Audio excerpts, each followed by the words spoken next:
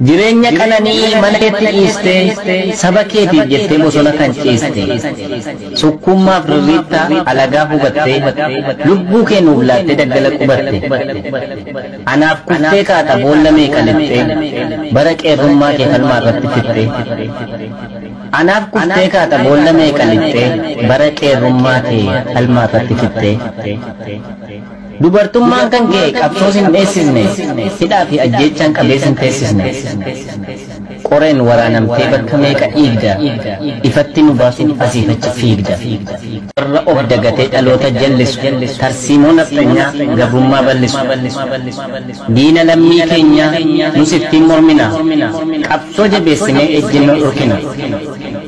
diina lammii keenyaa nus ittiin mormina qabsoo jabeessinee ejjennoo dhorkina milkaa isjii gaafa qabsoo waa'ee goota maalitti beekti dhugduun mana farsoo isin faana jirra nuti dhaloonni qubee kanatu sammuu nyaate diina garaa gube